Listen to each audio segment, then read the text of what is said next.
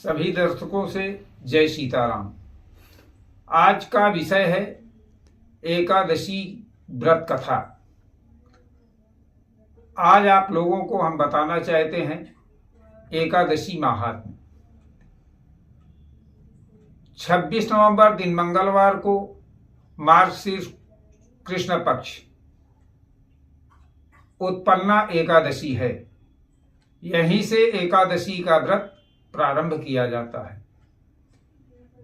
एक बार भगवान श्री कृष्ण से श्री धर्मराज युधिष्ठिर ने पूछा कि प्रभु, आप कहते हैं कि जो फल सहस्र यज्ञ करने से नहीं प्राप्त होता वह फल एकादशी के व्रत से प्राप्त होता है, तो इस एकादशी का महात्म्य हमें सुनाइए। प्रभु श्री कृष्ण ने कहा, राजन, एक समय की बात है, सतयुग में एक मुर नाम का राक्षस पैदा हुआ जो कि महाशक्तिशाली था। वह समस्त लोक को अपने वश में कर लिया। सभी देवताओं से युद्ध करके सभी को पराजित करके सबको अपने अधीन कर लिया। समस्त देवता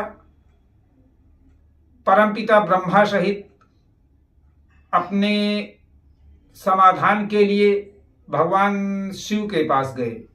भगवान शिव ने कहा कि इसका समाधान प्रभु श्री नारायण ही कर सकते हैं और आप लोग उन्हीं के पास जाइए।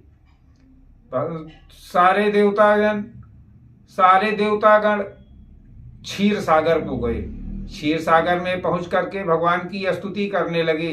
भगवान से कहे कि हे भक्तवत्सल भगवान, आप सभी का कष्ट हरते हैं, सभी कष्टों का निवारण करते हैं, हमारे भी कष्टों का समाधान करिए।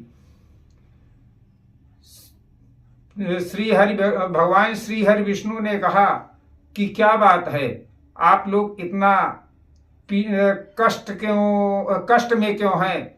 तब समस्त देवता जन कहने लगे कि प्रभु, एक मुर नाम का राक्षस है जो कि हम लोगों को बहुत प्रताड़ित कर रहा है, हमें पराजित कर चुका है। उस मुर नाम के राक्षस से हम लोग बहुत आतंकित हैं, बहुत बलशाली है। वह मुर नाम का राक्षस नाड़ी जंघ नामक राक्षस का पुत्र है और चंद्रावती नगर में रहता है,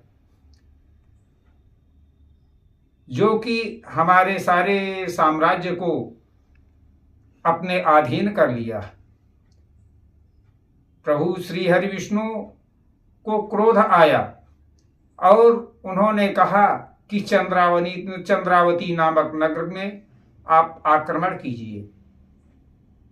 आपके सेना का मार्गदर्शन मैं करूंगा। समस्त देवतागण के साथ श्री हरि विष्णु चंद्रावती नामक नगर में पहुंचे। उनको आते हुए, देवतागण को आते हुए देखकर मुर नाम का राक्षस अपने सेना सहित युद्ध करने के लिए आ गया। वहां पे बहुत विशाल युद्ध हुआ। भक्तवत्सल भगवान खुद बाणों से उसके सारे सेना को नष्ट कर दिए। उसके बाद मुर नामक राक्षस से प्रभु से मल्ल युद्ध होने लगा। यह युद्ध 1000 वर्ष तक चला। 1000 वर्ष के बाद प्रभु को थकान आ गई। वहां से एक दिव्य अपनी माया के अनुसार अदृश्य हो गए और वहां से आकर के विशालापुरी बद्री विशाल में एक गुफा में प्रवेश कर गए और वहां पे विश्राम करने लगे। प्रभु शयन कर रहे थे, उसी समय वो मुर नामक राक्षस वहां पे आकर के आक्रमण किया। उसने सोचा कि ये तो बहुत उत्तम समय है, मैं इनका संहार कर दूं। उसी समय प्रभु के शरीर से एक दिव्य प्रकाश निकला, जिससे एक दिव्य कन्या उत्पन्न हुई। वह कन्या समस्त आयुध, समस्त प्रकार के शस्त्रों से, अस्त्र शस्त्र से सुसज्जित उस मुर नामक राक्षस को युद्ध के लिए ललकारा और विशाल युद्ध किया। युद्ध करके उस मुर नामक राक्षस का संहार कर दिया।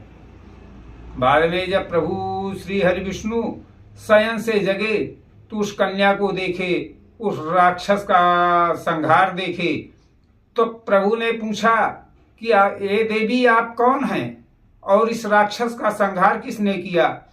तब देवी ने कहा कि प्रभु, यह राक्षस आपके ऊपर आक्रमण करने आ रहा था, उसी समय आपके इस दिव्य शरीर से मैं उत्पन्न हुई और मैं युद्ध करके इसका संहार किया। प्रभु ने कहा कि देवी, मैं आपसे बहुत प्रसन्न हूं, जाइए आज से मैं आपको वरदान देता हूं कि यह कृष्ण पक्ष की एकादशी को 11वीं तिथि को आपकी उत्पत्ति हुई है और इस तिथि पे इसको उत्पन्ना एकादशी के नाम से लोग जानेंगे। इस तिथि पर जो व्यक्ति मेरा व्रत करेगा, निराजली व्रत करेगा, फलाहार के साथ करेगा या दिन भर आहार त्याग करके सायंकाल भोजन करेगा, उसके समस्त पापों को समस्त पाप उसके नष्ट हो जाएंगे और उसको बैकुंठ में शरण मिलेगा। जो सहस्त्र यज्ञ करने से फल नहीं प्राप्त होगा, वो इस एकादशी से फल प्राप्त होगा। इस तिथि पर जो दान पुण्य करेगा, जो हमारा हरिनाम जप करेगा, जो इस तिथि पर व्रत रह करके रात्रि में शयन ना करके संकीर्तन करेगा, उसको मैं मोक्ष प्रदान करूंगा। जय सिया राम, जय सीताराम।